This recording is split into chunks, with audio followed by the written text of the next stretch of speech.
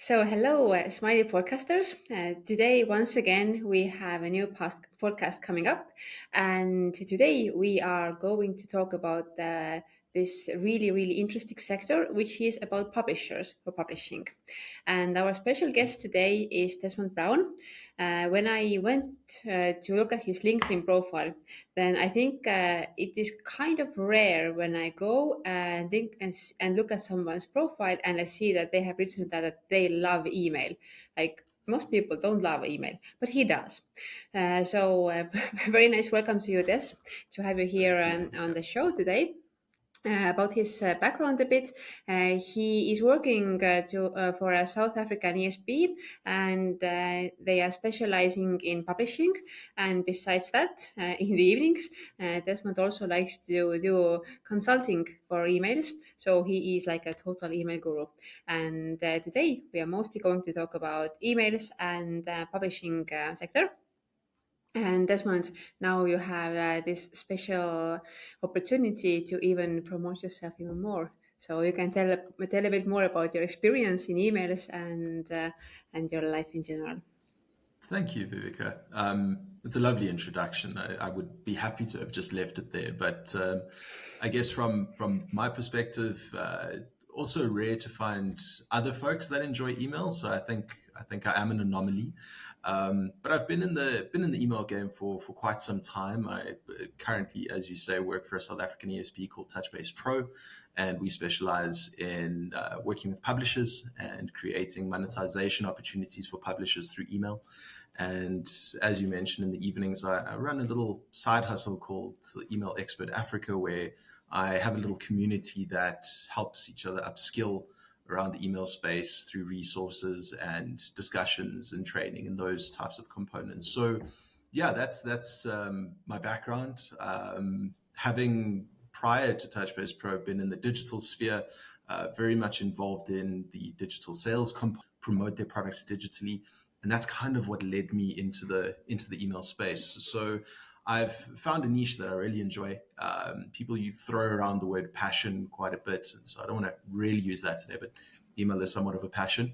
And I'm looking forward to today's conversation and seeing how we can discuss what email is doing in the publisher space. So, yeah, thank you for the time. Very nice to have you here. As I also love email. So I would actually first like to dig into your brain a bit and ask you, like, why do you love email? Like, what makes email so special for you?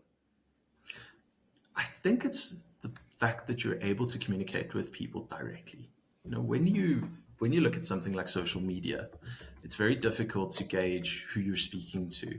Many people on social media or many companies on social media are appealing to a broad array of folks. And with email, there are so many opportunities to have a direct communication, to keep things personalized, to actually have a conversation. And effective communication is one of the things that I believe is most lacking, not just on the internet, but between people as well. And email has kept that going. It's been around for ages.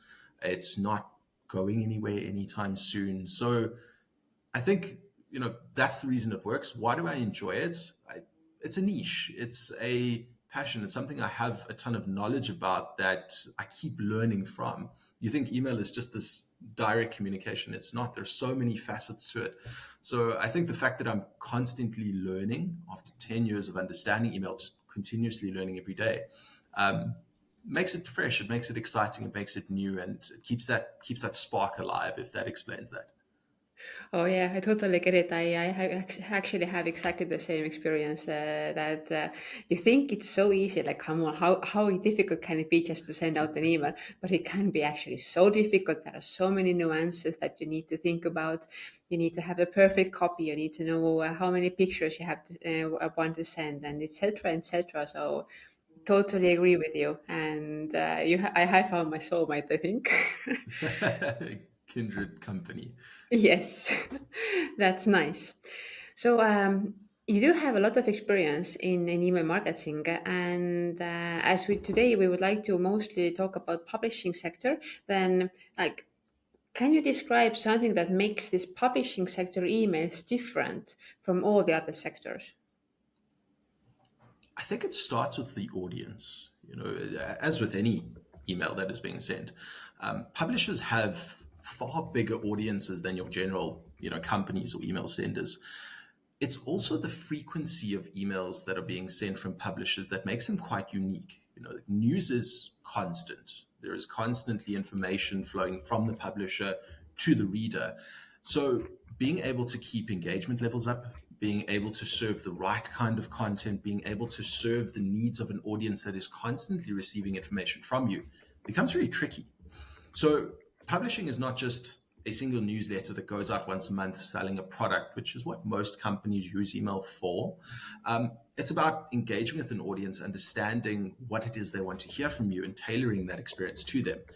That is the big challenge. And that's what makes publishing somewhat exciting to work with, because there are all of these needs that all of these readers have, but there's also, it keeps you at the forefront of what's happening in email tech because of all of these factors.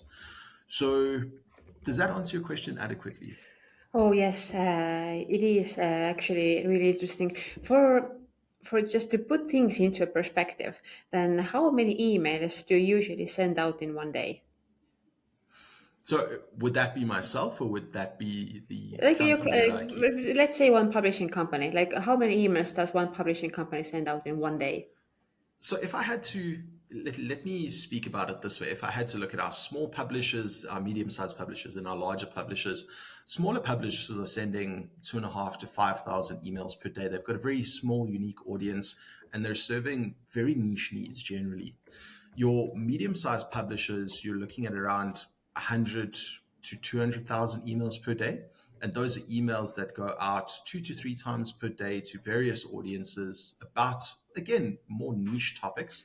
And then you look at the larger publishers. I mean, some of those publishers are sending 30, 40 million emails a month. If you break that up, it's 2 to 3 million emails a day at times. And that's where it gets really tricky, because those publishers don't just have a single niche. They've got different sectors to their business. You've got sport, you have entertainment, you have politics, you have a bunch of topics that you need to appeal to a broad audience who has vested interests in all of these topics as well. So it could vary, but again, it ranges from, like I say, smaller publishers sending tiny amounts to millions being sent every day. And this millions even can't even think about like how technical you need to be to actually make those emails actually arrive to the mailbox, so that you don't annoy people, but actually people want to get those emails and they are happy to get them. And like this is a vast number of emails sent in one day. But as you already mentioned, segmentation basically, you said that people have different interests. There are some people who are interested in sports, some are interested maybe in foreign news, and some want to get some horoscopes on their mailboxes. So then, can you like maybe talk a bit about how do publishers segment their clients? It depends on the publication. I know it's a very loaded answer because each publication is going to have its different silos within its information sharing. It's going to have different types of audiences, but when it comes to segmentation, it can be quite tricky for a publisher. Generally, what a company would do is when they collect the initial amount of information that they get from their subscribers, they have an opportunity to see, okay, this person is their name, their surname, the area they live in, and whatever other criteria you can glean from when they sign up. And then you kind of learn as they go through a life cycle with general business. From a publisher perspective, the way that segmentation generally happens is based on content consumption.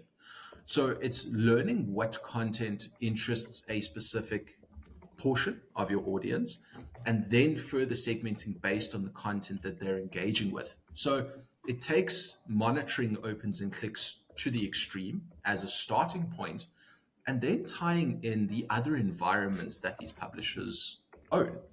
First and foremost, their websites. Because the intention in email, unless you've got a specific article that you're sending, the intention for many of these publishers is to share an email with an array of topics or an array of introductions to articles and getting folks to click through and read those articles on the website. Now, using the information on what people are clicking on is only a small facet of this. What we are working on, and something that we're going into with these publishers, is being able to determine what is being consumed on their website and serving content in the email related to that. So we're creating an integrated environment between the email and the website to be able to ensure that the content being served and the way we segment the audience is relevant to what they're consuming. And AI has become a big part of that. And I know we're probably going to chat about AI in a bit more detail shortly, but AI has become a big component of that because we're now using mechanical resources to be able to tell us what people are doing, what their preferences are, what they enjoy, and that informs the segmentation within that audience. So it can get quite complicated, it can get quite messy, but the idea is to utilize what people are actually consuming to serve them better content and segment what they're receiving from these news publishers. So basically, what you do is at the beginning you do ask for their interests, and you start sending their interested topics to them. But later on, you actually do see what they are doing on the website to enhance the knowledge about what they are interested in. That is genius. How do you track it? Like, how do you know who has which kind of interest, or what did they read later on the website? So there are mechanisms in the email environment that we utilize. You know, your UTM tracking is a starting point for that because it generally tends to follow where people go after the email environment. But what we're utilizing on the inverse of that is when someone is on the website, we've got tracking scripts that monitor once they've logged into the news platform which content pieces they're consuming. Once we start learning their preferences, our systems are clustering their preferences and pulling in content through things like RSS feeds into these emails to serve them better content. So it becomes far more personalized and it gives somewhat of a better experience because you're not getting irrelevant content being sent to you. If I'm not interested in politics or, like you said, horoscopes, having an email sent to me with that type of content just puts me off and it affects the next 10 emails I could potentially be reading. If I'm getting relevant content about interested in, then it creates a more engaged environment and increases the statistics later on because I know that I'm going to be reading something that's relevant to me. So it's using a lot of the technical processes and feeding content between the website and the email environment to be able to do this. Yeah, and that sounds like so technical and so sophisticated. And I'm pretty sure that most of our listeners can't even imagine how this thing can work. Like, what kind of tools do you need to have to make it happen?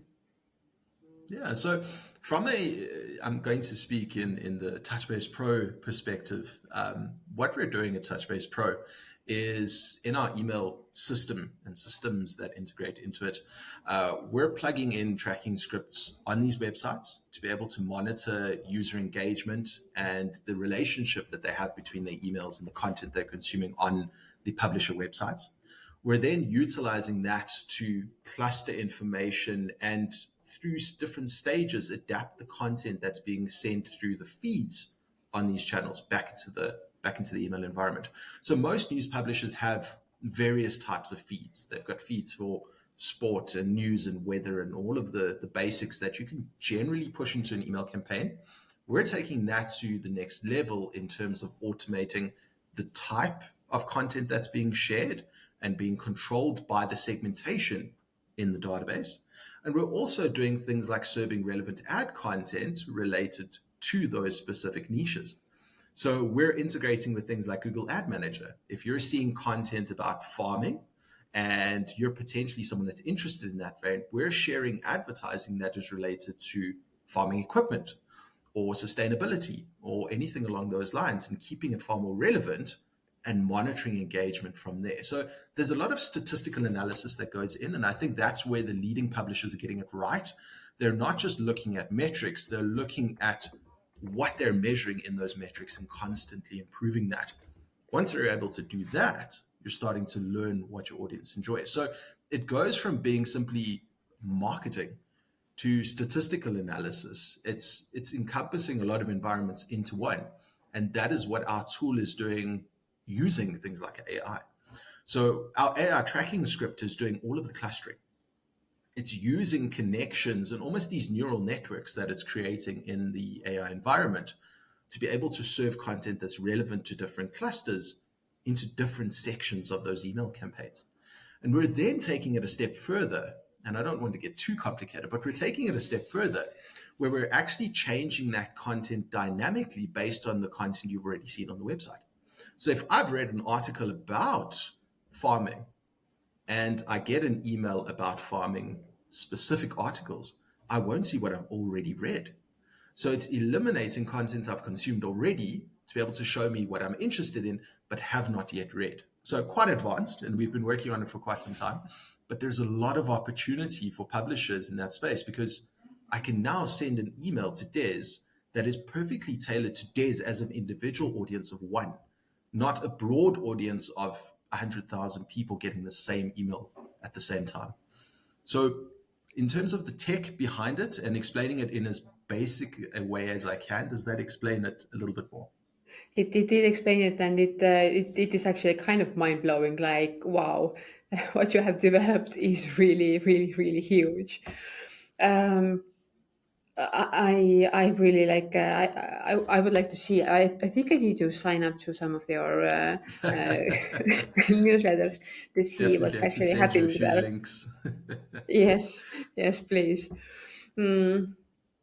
I was listening to it, and in at Smiley at least, we also serve some publishers, and for them, they are definitely not as sophisticated yet. Hopefully, they will become as sophisticated at some point. But there is one thing that usually comes up with those dynamic content is that. At some points, some people want to unsubscribe from some kind of content only. For example, I'm no longer interested in sports. I just want to read the local news right now, which are about economics, and I don't want to see the sports ones anymore. Can people actually unsubscribe from just one part of the email? Yes. So what we do, and we anticipate this because preferences change over time.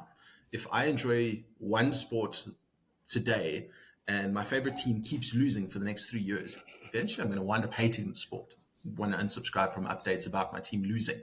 So what we do is strategically use unsubscribe surveys to be able to ascertain information and guide these customers to not simply unsubscribe from all communication, but unsubscribe from specific topics. Now, we need to do this within careful, GDPR and CAN spam compliant mechanisms. You don't just want a bad experience that prevents someone from unsubscribing, but you're having somewhat of a conversation after they've unsubscribed to say, hey, we know you enjoy our emails. We know you've opened, and we pull in metrics into these. You know you've opened X amount of emails. Please don't unsubscribe. We simply want to tell you to stop listening to this type of content. What you can do is update your preferences, and we'd love to send you content that's relevant to you. So we include preference center links and those sorts. But we then make it clear that they can still unsubscribe from all emails or those specific types of emails. So it's a little bit of thought behind the unsubscribe process, not just serve an unsubscribe link and call it a day. There's a strategy that needs to go into every aspect of your email. Unsubscribes are a big part of that. And you want to honor the laws, you want to honor someone's inbox. At the same time, you still want to be able to remind them that, hey, if this content's not for you, we still have content you're interested in. Please stay, and we'll ensure to serve that to you better. So does that answer your question, Viveka? Yes, yes, of course, and I think it's really good, really, really good.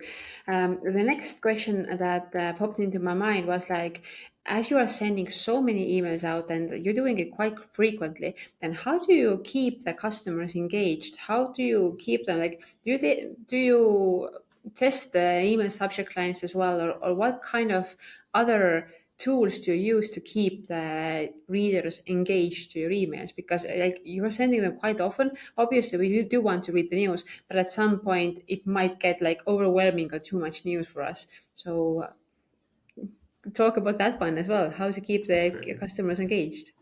Perfect. Look, engagement, as you say, is critical, right? Because if you lack engagement, you start diminishing in the inbox. You wind up in junk, and eventually your emails stop appealing to your audience.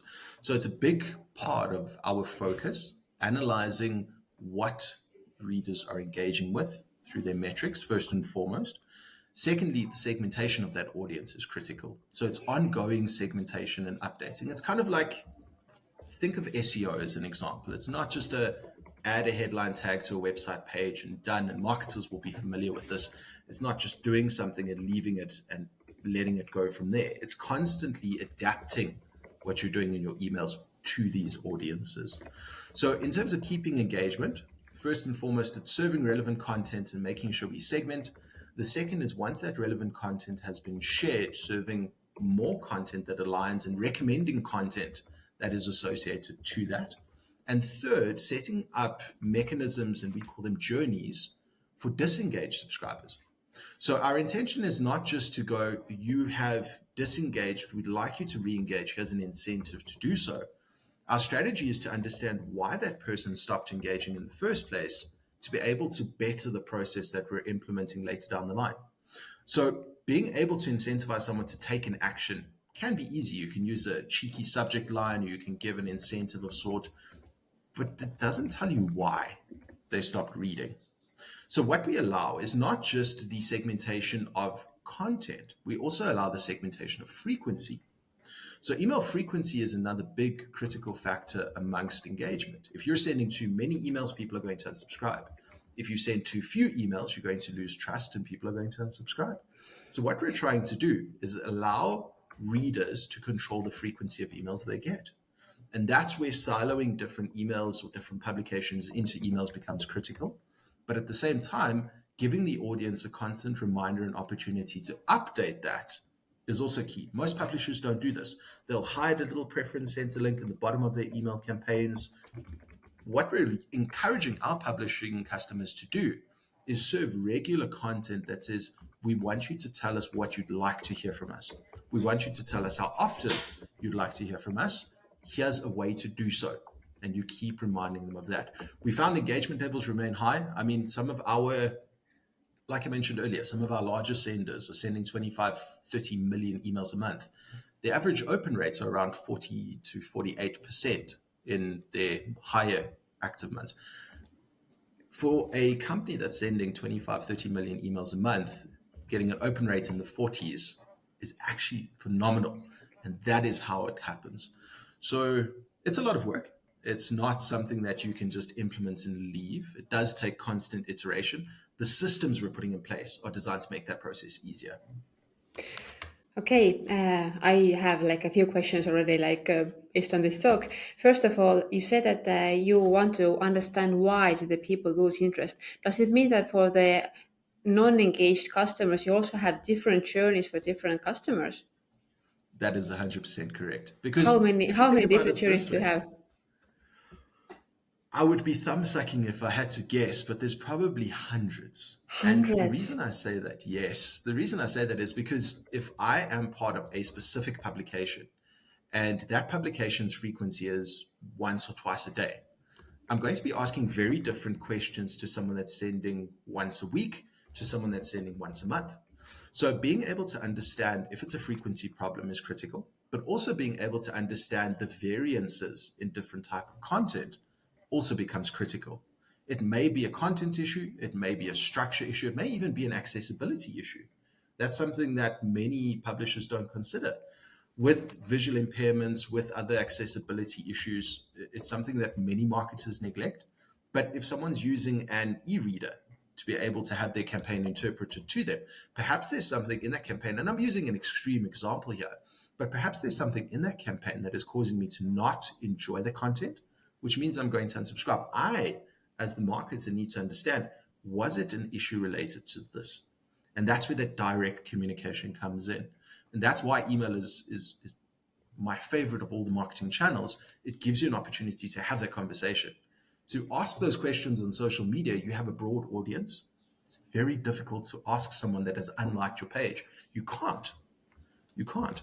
And that is where the difference comes in from an email perspective. Yes, accessibility actually, from my own perspective, I think this is a really, really important topic, which is talked about way too little. First of all, I still have some questions.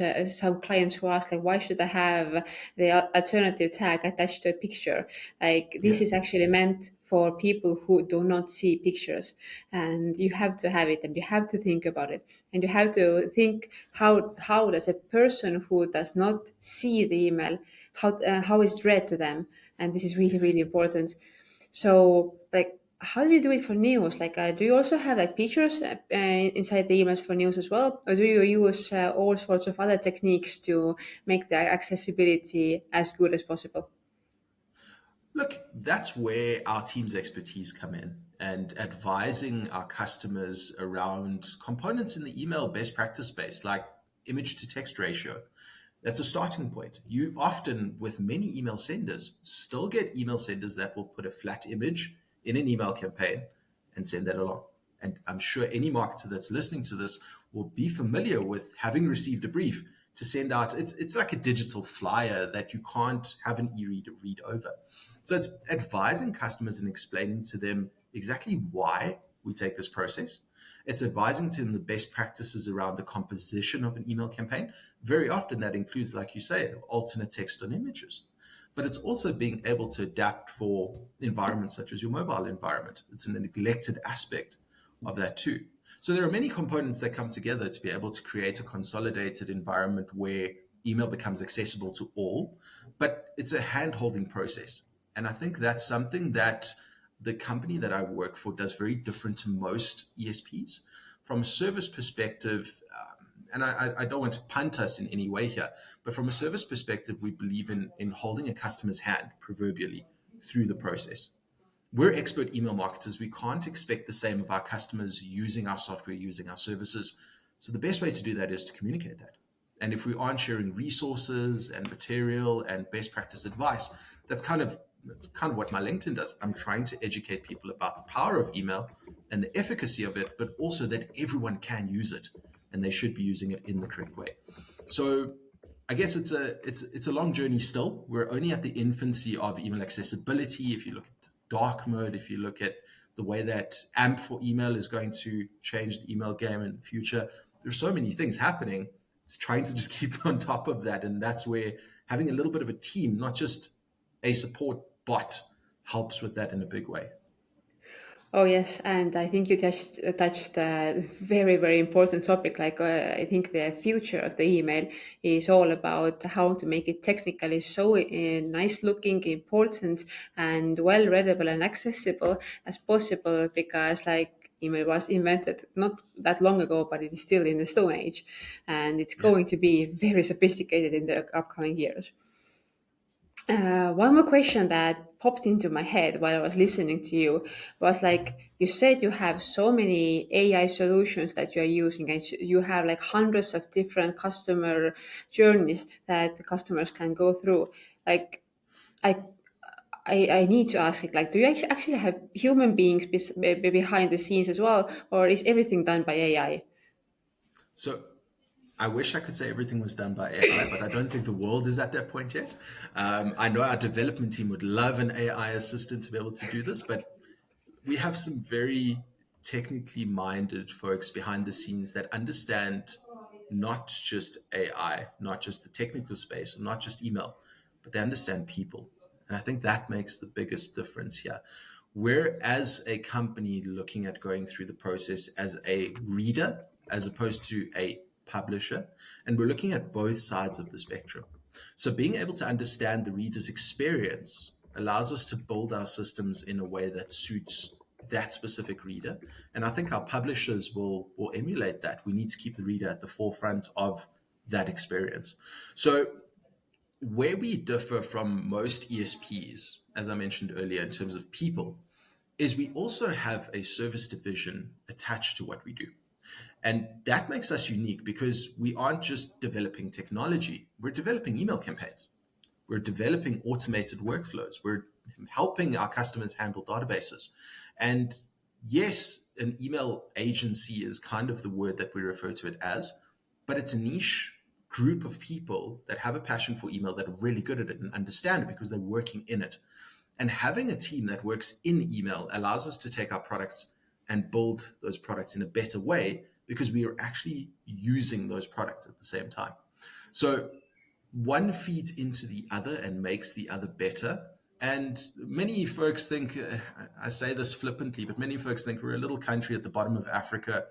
What do we know about email? I mean, I've been doing this for 18 years, treating it as a startup because email is continuously changing and the technology is continuously advancing. So there's a lot of AI in what we do. Does it build our systems? Unfortunately, not. Is it a byproduct of what we've learned? Very much so. And if I look at our platforms, we were developing AI tools probably 3 years before anyone heard the words ChatGPT.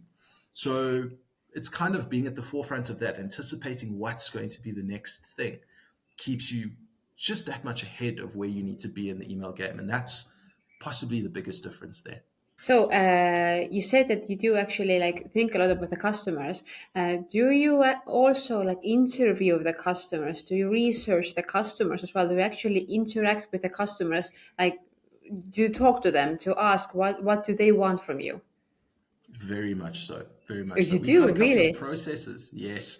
And that happens at different levels within our organization. So the predominant customer facing level happens in two ways. We've got our business development division who works with prospective customers, and we work with our customer success managers who work with our current customers. Now, what we utilize our business development division for is to find out why customers would not work with us and what we're missing, while using our customer success managers to find out what the customers that we currently work with experience is and how they're finding our systems and our services to be able to improve both.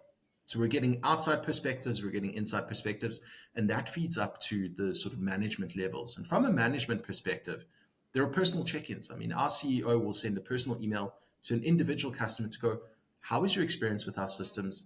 How is your experience with our team? I care about this because it makes us better. And I think that's one of the big differentiators is that we care about that feedback. It's not what we assume is best. We're using the knowledge we're getting from customers to better the systems. And that's why we're able to work with these publishers. They have specific requirements, they have specific needs, specific goals. We're taking those goals and we're trying to build systems around those needs. And you can't be, look, I'm not naive enough to believe that you can be something for everyone, which is kind of why we've drilled down into that niche. But what we're doing is already showing a big amount of improvement in engagement, deliverability, and a whole bunch of facets for these publishers. So, yes, it's very much about putting the customer first. Okay, definitely. And I think like right now, as you already have this information, I would gladly ask you, like, give a few examples, like what are the most interesting things you have actually learned throughout those customer surveys that you didn't think of before? So some of the more interesting ones were especially around content. And it sounds crazy, but content generation is a very difficult component of the email sending practice. You know, you've got a system that allows you to design a good looking email. It puts in all the technical checks. Are you going to pass spam filters? Are you going to serve the right size email? Have you included all of the compliance requirements? What a system very seldom allows you to do is tell you if your content is effective or not.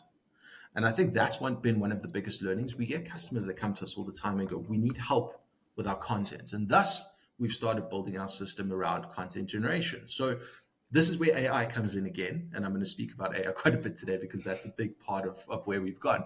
But content expansion has been a big one. So not just putting in a prompt and having content written for you, we want you to write about your business and use AI to expand that content.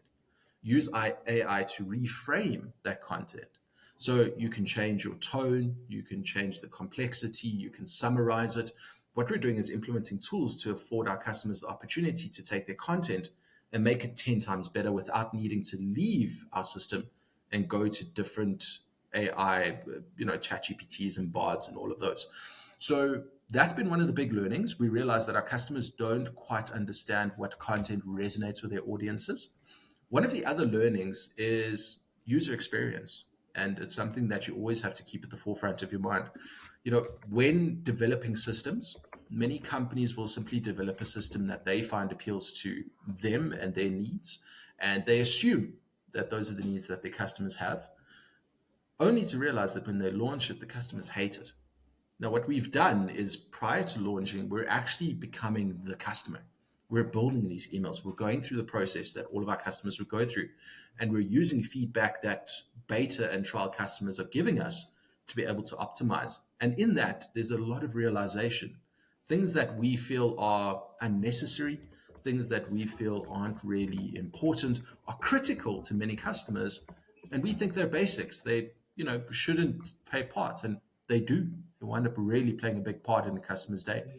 So I can't pinpoint something specific that I can speak to. I think, generally it's more about minor advances, but being able to optimize that experience is always at the forefront of what we're doing as a team. And I think that's critical because if you don't, who else are you building for? Yes, that is true. And while we were talking about all those ChatGPTs and parts and everything that can rewrite your content, I did actually have an interesting question. Either you're already doing this or not. If you are writing the emails about news, do you use AI to rewrite the news that so that it would match the reader's preferences as well? For example, if I read the same news, I get the one sort of overview about it, but in your mailbox, you will get a different kind of an overview of the same news. Like it's written in a different tone. Do you do that by as well, or this is not possible yet?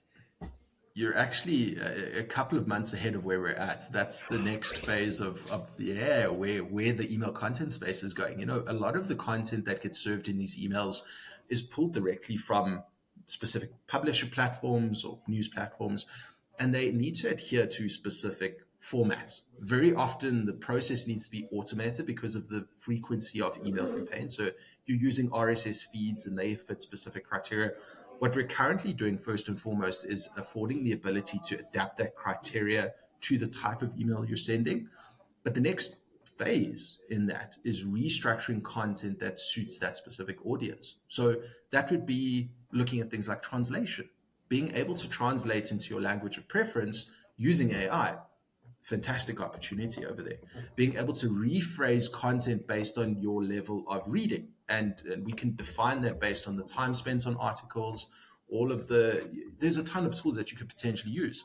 Is a great next step for where the email content generation space is going for AI, because you're then able to really structure the message to the individual. Right now, again, we're at the infancy of that. It's merely sharing that content and sharing relevant content.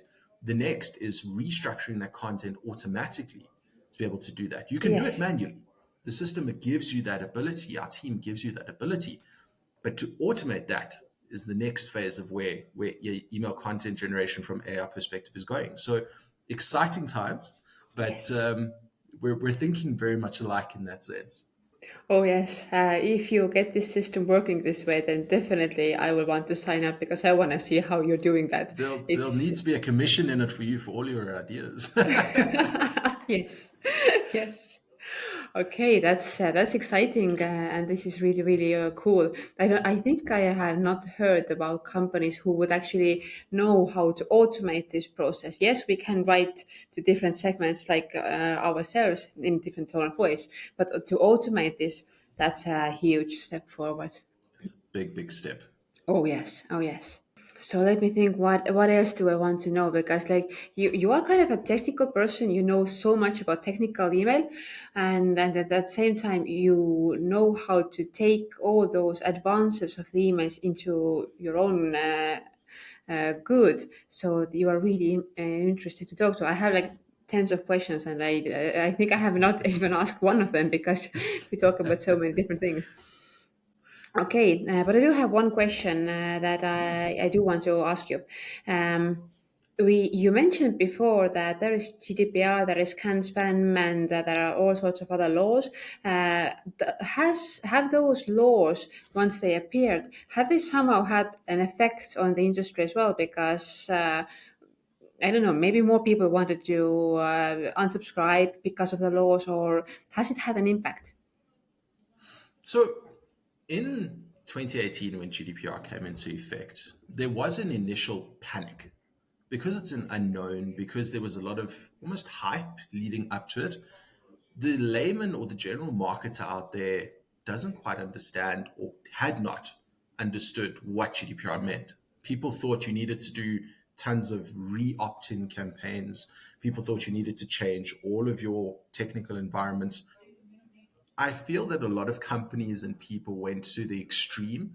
We had a few customers cancel completely. We don't want to send emails because it's not GDPR compliant. And we went, that is strange, but we accept that. That is perfectly fine.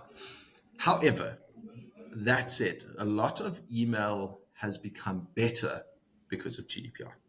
We in South Africa have a law called PPIA, Protection of Personal Information Act, which is it's like a little stepchild of GDPR. It's following the same principles, the same guidelines. It's not as strict and the fines are not as hefty as GDPR, but the principles remain the same. And where it's changed is especially around consent for email. So very often, and we saw this locally, very often a database would be extrapolated or scraped from the internet and sent to until the person had subscribed. That was general accepted practice. Or any of your customers, you could just add into your email newsletter list and send them emails. A big portion of what has changed is the checks and balances around consent. And can I actually send an email to this person? What am I doing with their data and how am I processing that data has become another big one. Generally before GDPR, data was passed around on the internet pretty freely. I mean, I'm still part of email lists where I get BCC'd in with 100 people from a Gmail account, and I'm going, oh no, this is completely contravening GDPR and poppy and scan spam and all of those. But the idea remains that people have become far more vigilant. Marketers have become more conscious of it. And because of that, they're respecting inboxes, which has made email better. If you're going to be sending spam, if you're going to be sending unsolicited email, the likelihood that future emails you send are going to wind up in the spam filter, it extrapolates because of the way people are engaging with your content. Now, with GDPR putting mechanisms in place to prevent you from doing so, deliverability from that perspective becomes better. Email practice becomes better, and respect for the inbox has become better. And we found that companies are starting to adopt this out of fear. Yes, you don't want to get fined or put in prison, but at the same time, also out of respect. We understand that these are the laws. We need to adhere to them. We're going to respect our customers, our potential customers, our subscribers' inboxes. And since the launch of GDPR, I'm so happy to not see emails without unsubscribe links. I'm so happy to not see unsolicited emails being sent in stages. There's a lot of positives that have come with it. And as a marketer, it's done more good than harm, I think. Yes, actually, I agree with you that GDPR, like people think of it like a law that can punish you, but actually the main purpose of it is to send relevant content to people who actually want to get the content. Yes. And if you think about it this way, then actually you are doing best for yourself and your customers, because if you're just spamming people nonsensely, then eventually you don't get any sales anyways. And it's good to not to send people send emails to people who actually don't want to get them. Yeah. So in that sense, yeah, it's perfectly fine. You did mention that GDPR is not only about the consent, but it is mostly and very much also about the data protection. And now, Yes. if you're using AI, you are storing so many data points about one person. So how do you comply there? Work with big companies. It sounds crazy, but especially when you're processing that much data, having well-trained staff is the first and foremost point of that. We've got a team that respects data in a big way. Working with reputable organizations, big companies, like I said, is also critical. We have a very good relationship with Microsoft, and working closely and using their protection mechanisms just gives us that additional layer of data privacy and protection, and having good international relationships. Remember, the transfer of data internationally is very tricky. GDPR prevents a lot of that. So being able to have relationships that keep you GDPR compliant in different regions is something we've put a big effort into. Having sending servers that are based in the EU, having sending servers that are based in the US or out of other regions is critical because you can't transfer that data internationally. So it's a process. As you know, you can't just be issued a GDPR certificate and say you're compliant, there are a series of tiny steps that are taken across all of your processes to make sure that you tick that compliance box. That is important. As long as we're ticking all of the boxes that are applicable to us, as long as we're ticking everything that makes sense for us to do so, we're adherent, and that becomes critical. Are we continuously monitoring that the boxes stay ticked? If it's a yes, we're doing a good job.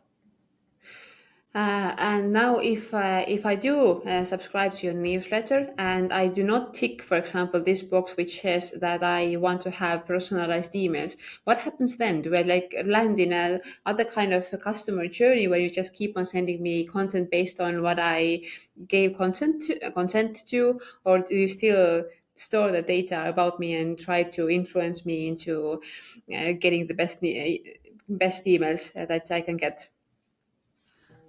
I don't know how much of that I'm allowed to reveal, but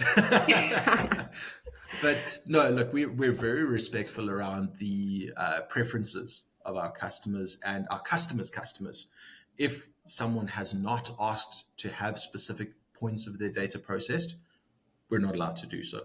Many of that data sort of interaction also happens on our customers' websites. So with the tracking scripts, we afford the opportunity to select not to be tracked, kind of like cookies. You have an opportunity to select that you don't want this information stored or shared or processed. We respect that completely. Then what we do, as you mentioned, we do pull that information into generic journeys or generic email sends. And from there, there is obviously an incentive to try and learn more about the customer because we're in the world of data, right? We want to be able to learn more so that we can give you a better experience. But if that's not what you want and you simply want generic content, that's also okay. We'll cater for that. Again, it's about the experience. If you're willing to, as with any platform, part with pieces of your data to be able to optimize your experience, it's going to happen, but you need to decide where that level is. And we give all those mechanisms to all of those end readers. It's really important. Okay, now it gets like even more messy in my head. Like, how many customer journeys do you actually have? For example, let's take one of your biggest clients who has different segments, different news types, and all of that. The one who sends like 30 million emails a month. Like, how many different journeys do they have actually? Like Well, let's hundreds, thousands? let's it's in the hundreds. I don't think it's in thousands. Simplicity is also better. You can run thousands of journeys, but keeping it simple means that you're able to easily edit and adapt those. If you're going to look for a needle in a haystack to change it, becomes quite tough. So it is likely in the hundreds. To give you a fair idea, custom field data, which is individual data about specific people within specific segments. We're tracking 250 to 300 different custom field data points about an individual. That's the opportunity that you have. And that is only within the email environment. We then got the website environment as well. So there's different content clusters. There are hundreds of those content clusters as well. So what we do is we keep the journeys simplified, but the dynamic content adapting to those individuals is where a lot of that change happens. So many people will follow a similar journey and get a similar type of email, but the content therein is adapting to that specific user. So very hard to tell because it will vary. It will vary based on what's happening on the website, what's happening in the email environment, but it probably runs into the hundreds if I had to estimate. But that is still like a really huge number. I think most It's a lot. customers who send out emails, newsletters, they probably have like maybe five, four customer journeys, but hundreds is already quite a lot. Yeah. I can imagine that basically none of your customers will ever get the same email. Like two random, if you take two random customers, they never get exactly the same email. That there is something, always something different in the email. Like the content is different or the approach is different. Everything, there is something different Yeah, each time. yeah. So that's the point that we're working towards with many of these publishers. We want there to be an email of one. We want there to be an audience of one.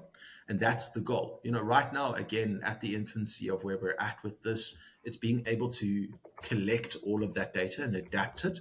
But eventually, there'll be an opportunity for a very individually personalized email experience where different people are getting extremely different emails, and the odds of someone getting the same email as someone else will be far tinier than before. So the idea is there. That's what we're working towards. That's where a lot of our data processing is currently happening. That's where a lot of our system features are going. And that's what we're putting a big emphasis on. But that's the goal, right? To be able to tailor the experience to the individual. And that's where you want to be able to go as a publisher. Yes, that is the main end goal that we all have here. Cool, nice. Um, we have almost been talking for an hour, and Yeah, I I think we see. could It's easily go for 3 more hours. But to keep it honest with other guests as well, then I think we should slowly start to wrap it up. So, perfect. give me three things that are most important when you are doing email marketing. It doesn't matter maybe which niche, but like just three things that you think that are most important things. The three things that I always advise customers that are the most critical to their email campaigns. The first is choose the right ESP. And it sounds crazy, but an ESP has to suit your needs. You shouldn't have to adapt your needs to what the ESP can provide you. So your email platform becomes critical to your level of success. If you're using a publisher based platform to run something like an extremely niche e commerce campaign, you're probably not doing the right thing. You can achieve this, and there's definitely ways of doing it. But choosing the right ESP for your business is first and foremost number one. The other reason I say this is service. If you're in an extremely different time zone, if you're not getting hands on service, an email marketer is not an island of one, it's a team. And that team, even if it's one individual sending the email, is the team behind the ESP that makes that happen. So if I had to part with that advice, first and foremost, consider your ESP. The second component is look at your audience first. First and foremost, if you don't consider your audience, your emails are going to be generic. They're going to be unthought of. They're going to be unplanned. You're going to be sending the generic nonsense that a lot of other email senders are sending, which means you don't stand out in inbox. You don't get email engagement. You don't get success from your email campaigns and conversions, which is what you want. I think looking at the third component of what I would consider to be a critical step in email is the rule of one. It's something that we follow quite a lot, and it means that you're creating one campaign with one intention geared towards one individual and keeping to that knitting. If you're sending a campaign that's trying to achieve 50 different things, you're not going to have success in your email campaigns. And you could have the best incentive, you could have the prettiest email. If you don't adhere to that rule, your emails are going to inevitably fail because you're not speaking to a specific topic. You're not looking to achieve a specific objective. And again, going back to your audience, you're not appealing that email to the person that's reading it. So, in summary, those are the three. Would that answer that question? Yes, and I think this was a really good answer because again, like it has some technical insights, but also like you have to think about the customer and feel like walk in their shoes basically. So yeah, Very this much is so. really good. Usually at the end, I also like to tell a few things that I learned from you, and definitely the huge thing that you opened like this whole books of mystery was the use of AI, like how sophisticated and how technical you can actually go to make all the emails different, have different content, and actually suit the content to the needs of the customer. So this is like a huge world, and I believe most people would actually want to be in your shoes and do this and to be able to do this. Uh, One day, hopefully we can get all marketers doing that. Let's see. yes, yes. The second thing that you were definitely the first person who mentioned it on our podcasts was accessibility. I hope we can actually talk about accessibility more at some future podcast because this is a really important topic and this is never talked enough of. So accessibility is a thing and we should talk about it way more than we have been talking about it until now. Lovely. And the third thing that basically your whole business is around, and you mentioned it as the third one of your rules as well, was the rule of one, basically, so that you write content to your one customer and have one goal there. So this was also like a genius idea. kind of easy to be implement actually, but most marketers still don't want to do this. They still Yeah, want to get like, the whole audience. yeah, it's critical. It is, yes. So I did learn a lot, and I think like my way of living and way of doing emails was expanded by 10 times right now, thanks to you. So it was a pleasure to talk to you. Thank you for sharing your insights. Do you also want to share some last words with our listeners? Yeah, I think first and foremost, thank you for the opportunity. It's been an absolute pleasure to be able to discuss the email space. As you can tell, I'm so excited, and there are so many things I can speak about. But I feel today's conversation was really appropriate, and as long as the audience has learned something, I'm very happy with that. There's an invite. I run a free newsletter that goes out every 2 weeks to help people become better email marketers. So I share tips and tricks around doing the basics well and making sure that you keep your audience at the forefront of your mind. So if anyone would like to join that, I'd love to grow that community where people are learning from one another. And I've got expert guests that come in and speak about email, and yeah, that would be fantastic too. And yeah, if there's an accessibility chat on the books for the future, happy to hop into that as well. That'd be fantastic. But it's been an absolute pleasure to chat to you today, Viveka, and to be able to speak about the passion that I have, which is email, and where we're going with that in the AI space. So thank you for the time. Thank you. It was really a lovely talk with you, a fellow email lover. And we will try to post a link where people can actually sign up to your newsletter about emails, so that they can read what you are writing as well. Thank you. Thank you, everybody who was listening as well. We all hope that you did learn something new. I did, and it was a really pleasure to have you here. Thank you, Des, for joining us today. And Thank you, see you next Viveka. time.